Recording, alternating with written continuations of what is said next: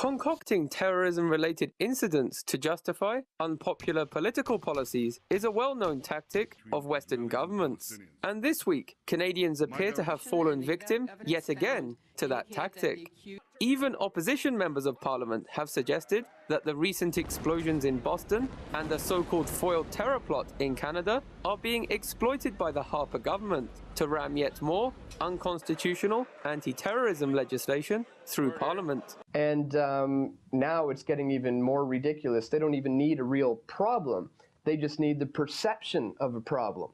As long as the people believe that there's a problem, they'll often be willing to give up civil liberties for the guarantee of security from the government. Analysts say that universally accepted standards of jurisprudence have to be done away with when it comes to those accused of being terrorists by the Canadian government, because many of those terror suspects are actually innocent.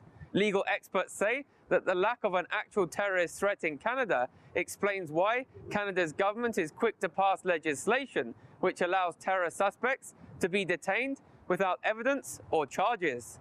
In Canada, the state has often claimed to have foiled terror plots, as was claimed this week. However, time and time again, those accused of terrorism turn out to have been set up by intelligence agents and other beneficiaries of a fear-based society. We had the now famous case of the Toronto 18.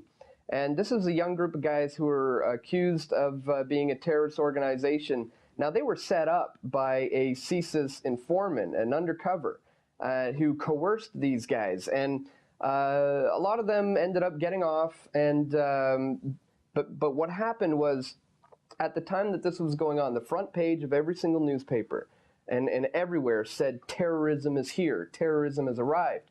Later, it came out that this wasn't necessarily true, but the problem is the damage was already done. A lot of it is political theater. A lot of it is about, as I said, expanding fear.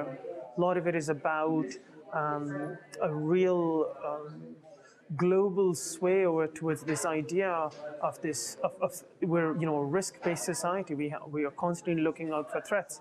The two men arrested this week in Canada's so-called foiled terrorism plot have professed their innocence. Yet, analysts fear that by the time a verdict is rendered on their cases, the Harper government will have capitalized on their arrests, and yet more hard-won rights of Canadians will have been suspended. Joshua Blakeney, Press TV, Calgary.